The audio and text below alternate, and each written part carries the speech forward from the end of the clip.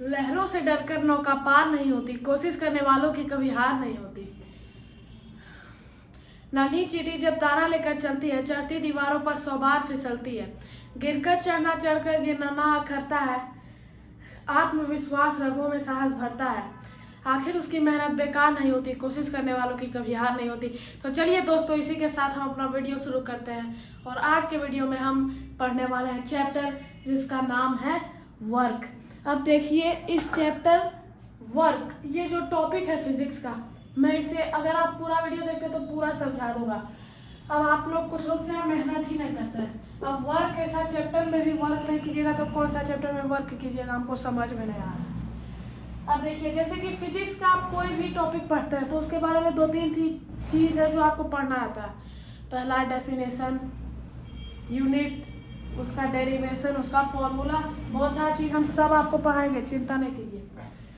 अब देखिए, हम लोग को पढ़ना है वर्क।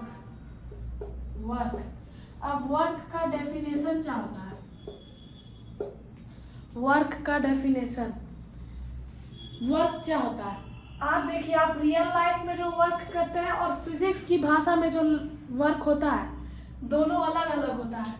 अब वर्क का डेफिनेशन है, आप पहले वर्क को समझिए।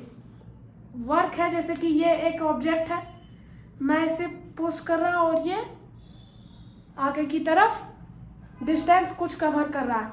मैं फोर्स किस तरफ लगा रहा हूँ? इस तरफ। और डिस्टेंस किस तरफ कवर कर रहा है? इस तरफ।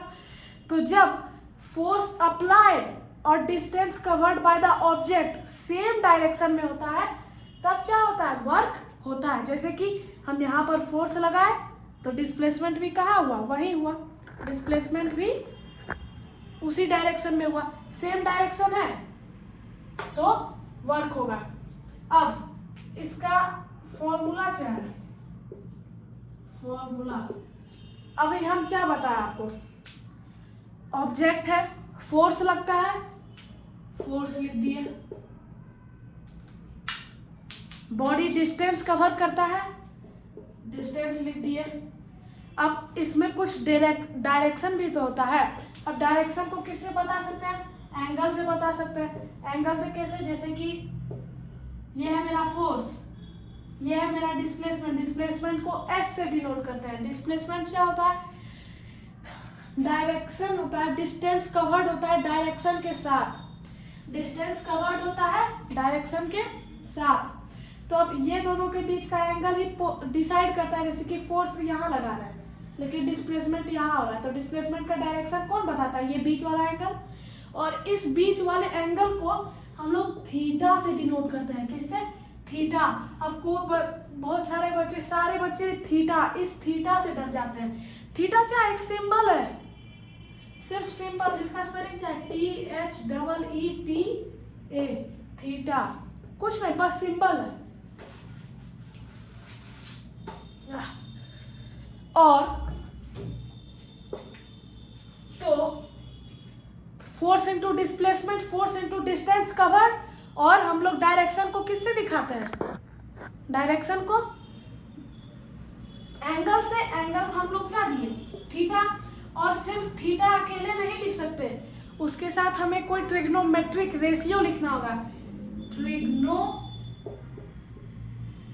कोई लोग अभी ये वीडियो छोड़ के भाग जाएंगे, छोड़ के मत भागिए, हम आपको पूरा समझा देंगे, आप पूरा वीडियो देखिए पहले। ट्रिग्नोमेट्रिक का मतलब ट्रिग्नोमेट्री से रिलेटेड। ट्रिग्नोमेट्री से रिलेटेड। अब ट्रिग्नोमेट्री क्या होता है? ट्रिग्नोमेट्री एक पढ़ाई है, एक स्टडी है। किसका स्टडी? राइट एंगल ट्रायंगल का study. Right angle triangle. Right angle triangle क्या होता है?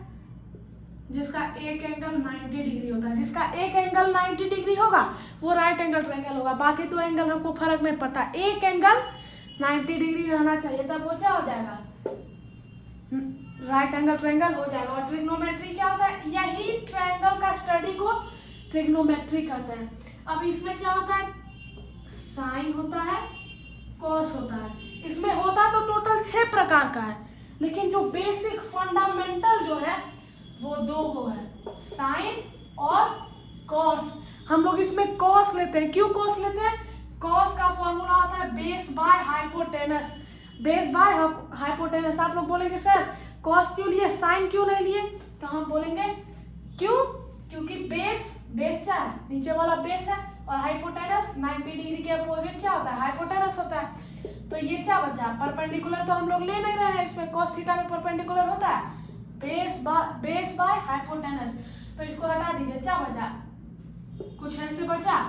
और हम आपको डायग्राम बता के दिखाए थे ना कि फोर्स ऐसे लगता है, डिस्प्लेसमेंट ऐसे होता है, तो कुछ इसी प्रकार का डायग्राम बन रहा था। इसीलिए हम लोग किसको लेते हैं, कॉस को, और इसके बीच का एंगल को क्या कहते हैं, थीटा। तो क्या हो गया, कॉस थीटा। अब आप देखिए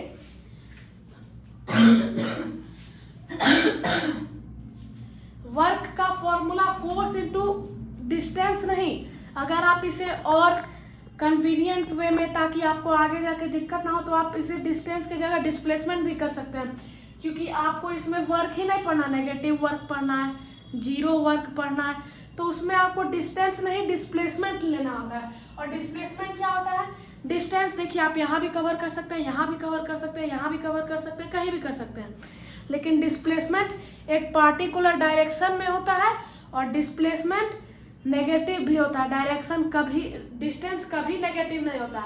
आप कभी बोलते हैं कि हम -5 मीटर चले, कभी नहीं, लेकिन डिस्प्लेसमेंट नेगेटिव हो सकता है, डिस्टेंस कभी नेगेटिव नहीं हो सकता। इसीलिए हम लोग डिस्प्लेसमेंट को किससे दिखाते हैं, एस से।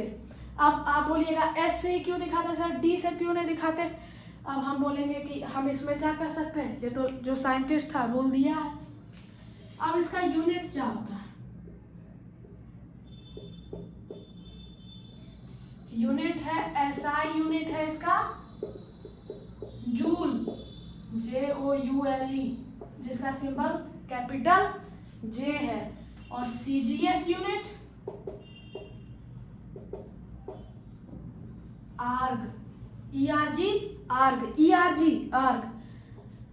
अब ये दोनों के बीच में रिलेशन भी आपको पता है, तो बता देते हैं, हमको कोई दिक्कत का बात इसमें नहीं है, हमको क्या लगेगा, हम तो यहाँ पढ़ाने के लिए ही हैं। तो अब देखिए आपको यूनिट याद रखने का भी जरूरत नहीं है, वर्क का फॉर्मूला क्या होता है, force into displacement into cos theta. Force का यूनिट आप पढ़े 6 में, 7 में, 5 में। फोर्स का यूनिट न्यूटन, जिसे हम लोग दिखाते हैं N से, कैपिटल N। और डिस्प्लेसमेंट छोड़िए, डिस्टेंस का metre, newton into metre. Cos theta तो खुद एक ट्रिग्नोमेट्रिक रेशियो है, इसका यूनिट नहीं है, तो दोनों मिलकर क्या बना, newton metre. Newton into metre, newton metre. इसी को हम लोग दूसरा रूप में क्या कहते हैं, जूल कहते हैं। इसी को दूसरा रूप में हम लोग जूल कहते हैं। अब इसी को, ये तो था SI, ये था SI यूनिट। अब देखिए, अब फिर से हम लोग फॉर्मूला लिखते हैं, work equal to force into displacement. अब फोर्स का SI यूनिट तो हम लोग लिए न्यूटन। अब फोर्स का CGS यूनिट अगर आपको नहीं पता है तो बता दूं, डाइन होता है, DYNE, डाइन। और डिस्टेंस का मीटर नहीं सेंटीमीटर, मीटर नहीं सेंटीमीटर। तो डाइन इंटू सेंटीमीटर बना डाइन सेंटीमीटर।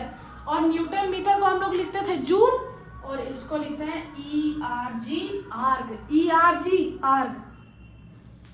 तो अब दोनों के बीच में रिलेशन आपको दोनों रखने का जरूरत नहीं है। आपको फोर्स का पता है, 7 में पढ़े, डिस्प्लेसमेंट का पता है, किसमें पढ़े, डिस्टेंस का पता है, किसमें, 7 में पढ़े, वो बस वर्क का भी निकल गया, newton metre joule, dyne centimetre erg. अब देखिए दोनों में रिलेशन क्या होता है, 1 न्यूटन बराबर 10⁵ डाइन।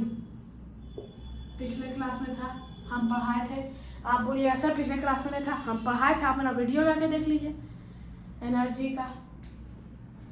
और 1 मीटर बराबर 10⁻² सेंटीमीटर। अब ये भी याद अगर आपको करने का जरूरत है तब तो आप बेकार फिजिक्स पढ़ रहे हैं। 1 मीटर बराबर 100 सेंटीमीटर, 100 सेंटीमीटर बराबर 10⁻² सेंटीमीटर। अब देखिए 1 न्यूटन इंटू 1 मीटर। अब जब ये दोनों को एक साथ कर दिए तो ये दोनों को भी एक साथ करना होगा। 1 न्यूटन इंटू 1 मीटर किए तो इधर भी दोनों से मल्टीप्लाई करना होगा, है ना।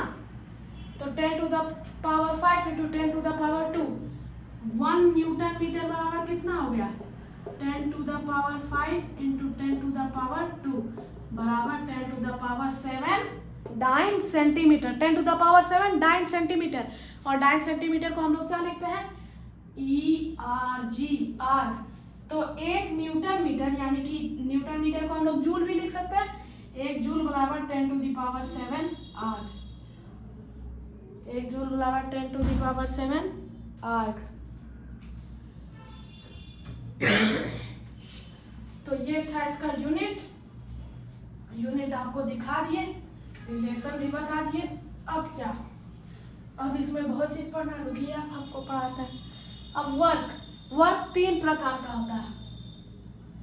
एक होता है पॉजिटिव वर्क, एक होता है जीरो वर्क,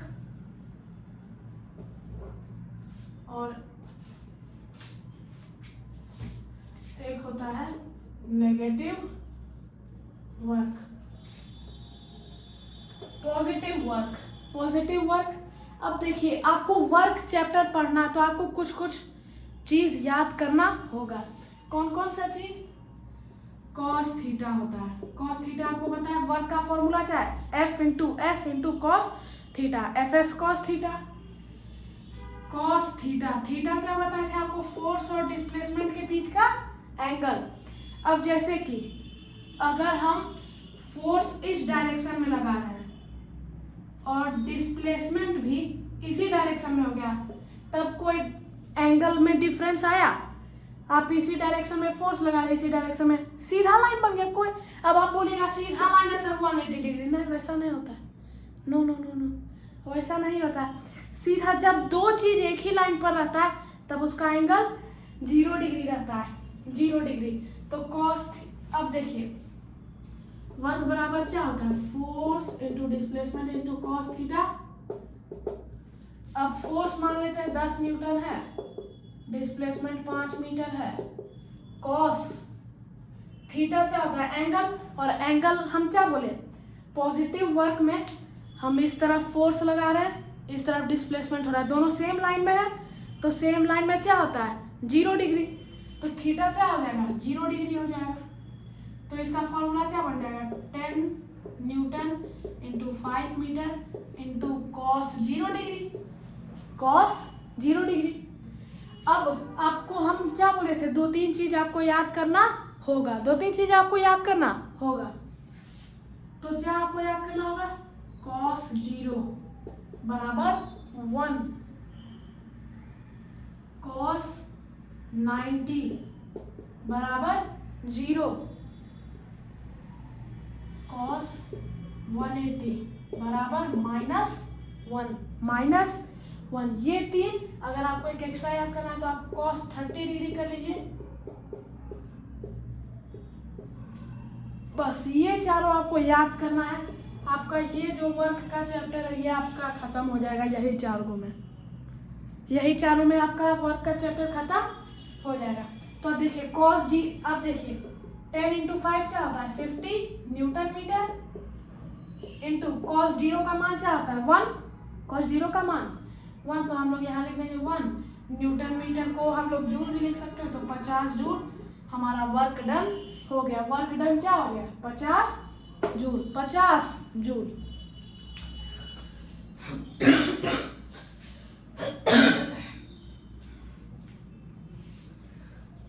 तो हमारा ये निकल गया। तो इसमें ये 50 जूल क्या है, ये 0 है, नहीं 0 तो नहीं है, तो 0 वर्क नहीं होगा।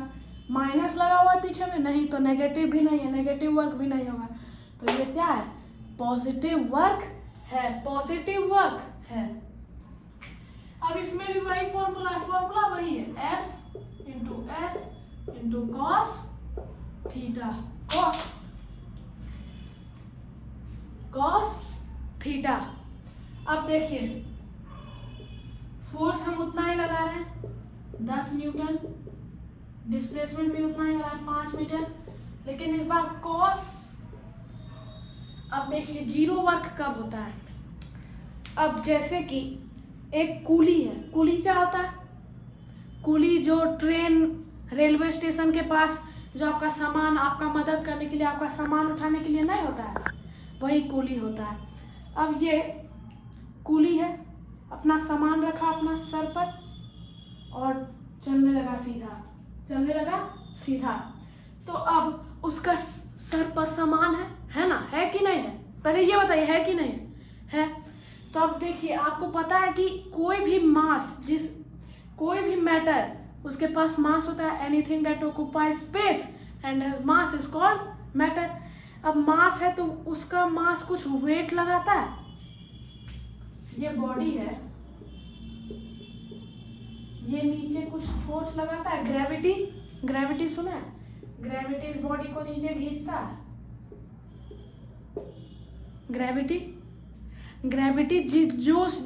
ग्रेविटी सबको एक फोर्स से नहीं खींचता। क्यों? अब देखिए, जैसे कि एक आदमी है, उसका नाम हमको नहीं पता, मान लेते हैं एडम, ADAM, एडम, और एक का नाम है राहुल। एडम 5 मीटर ऊपर जंप कर लेता है और राहुल सिर्फ 2 मीटर। क्यों? क्योंकि अब जैसे कि देखिए, ये जंप करना चाहता है, लेकिन हम इसको नीचे से पकड़े हुए हैं तब, लेकिन इसमें हमसे ज़्यादा ताकत है, इसीलिए तब भी ये थोड़ा सा उछल लेता है। लेकिन अब दूसरा मार्कर आया, ये हम इसको अब क्या कहते हैं, ये उससे ज़्यादा उछल लेता है। क्यों? क्योंकि इस पर हम कम ताकत, इसको हम कम ताकत से खींचते हैं और इसको हम ज़्यादा ताकत से खींचते हैं। अब देखिए, आप ऊपर चढ़ रहे हैं, हम आपको जोर से खींचेंगे तो आप नीचे आइएगा, लेकिन अगर कोई दूसरा आदमी है, उसको हम धीरे से खींचेंगे तब वो ऊपर ही चलते जाएगा, क्योंकि उसको धीरे से खींचने पर कुछ फर्क पड़ेगा नहीं। तो अब देखिए कैसे, जिसका वजन ज़्यादा होता है, वजन मतलब मास जिसका ज़्यादा होता है, अर्थ उसको ज़्यादा फोर्स से खींचता है। अर्थ जो फोर्स से खींचता है उसको वेट कहते हैं। उसको क्या कहते हैं? वेट कहते हैं। मतलब अगर आपका मास ज़्यादा है तो आपको अर्थ ज़्यादा जोर से नीचे खींचेगा, आपका मास कम है तो आपको अर्थ कम जोर से नीचे खींचेगा। तो कॉस, अब देखिए, आप कूली के सीन में मैंने क्या बताया, उसका सामान जो है वो नीचे फोर्स लगाएगा, ग्रेविटी तो नीचे लगती है, तो फोर्स कहाँ लग रहा है? नीचे। लेकिन वो चल कौन से डायरेक्शन में रहा है? सीधा। तो डिस्प्लेसमेंट उसका कहाँ हो रहा है? आगे की तरफ। दोनों के बीच का एंगल कितना है? 90 डिग्री। और जब भी 90 डिग्री होता है तब वहां क्या हो जाता है? जीरो वर्क हो जाता है। मतलब क्यों होता है? 10 न्यूटन इंटू 5 मीटर। अब थीटा के हम लोग जगह क्या लिखेंगे? कॉस थीटा के जगह लिखेंगे कॉस 0, कॉस थीटा की जगह लिखेंगे कॉस 0। अब मैंने आपको कॉस 0 नहीं, कॉस 90, सॉरी गलती हो जाता है हमसे भी, गलती सबसे होता है। कॉस 90, क्योंकि फोर्स और डिस्प्लेसमेंट के बीच का एंगल कितना बन रहा है? 90 डिग्री। और कॉस 90 का हम आपको मान बताए थे 0। आप पीछे करके देख लीजिए, हम लिखे भी थे। कॉस 90 का मान कितना होता है? 0। तो इंटू 0, 10 न्यूटन इंटू 5 मीटर। अब कोई भी चीज़ को 0 से मल्टीप्लाई करते तो पूरा क्या होता है? हो जाता है 0 वर्ग हो गया। यहाँ पर टोटल वर्क क्या हो गया? 0 हो गया ना। अब देखिए, अब हमेशा, अब एक चीज और आपको बताते हैं। एक चीज होता है सरफेस टेंशन। सरफेस टेंशन में क्या होता है? सरफेस टेंशन बोलता है कि जब भी रोटेटरी मोशन हो रहा है, रोटेटरी मोशन मतलब एक एक्सिस में आप गोल गोल घूम रहे हैं,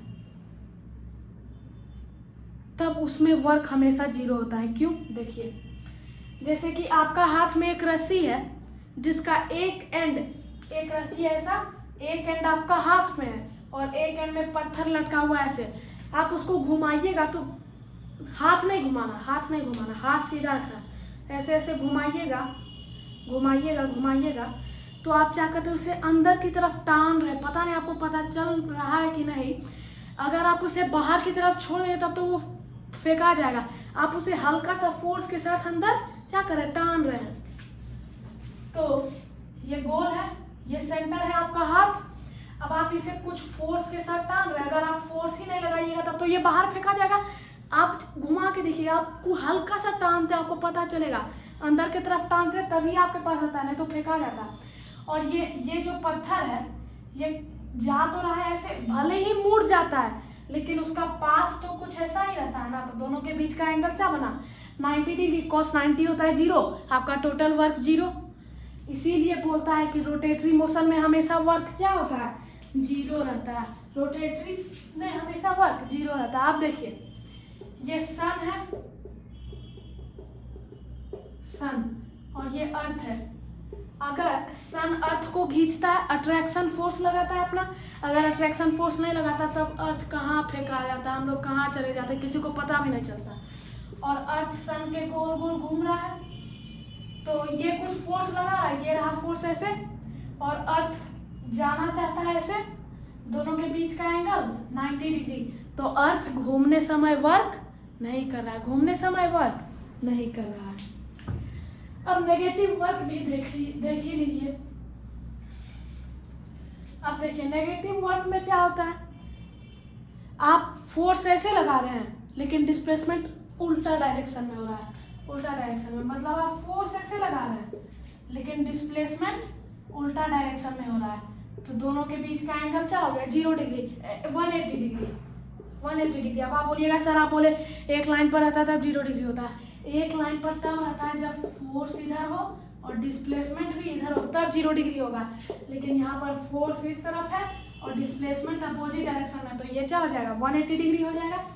अब देखिए वही फॉर्मूला लगाना, work equal to force into displacement into cos theta.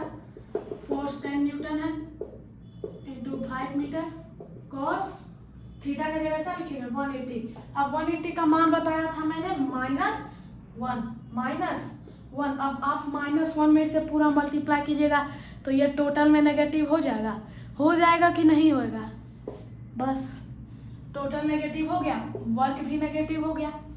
तो इसी के साथ आपका वर्क टॉपिक पूरा खत्म है। कुछ टॉपिक्स बचे हुए वो मैं अगले वीडियो में आपको बता दूंगा। और आपको जो अगला टॉपिक में वीडियो चाहिए आप कमेंट कर दीजिए। आपका सपोर्ट ऐसे ही बना रहे, इसीलिए जय हिंद जय भारत।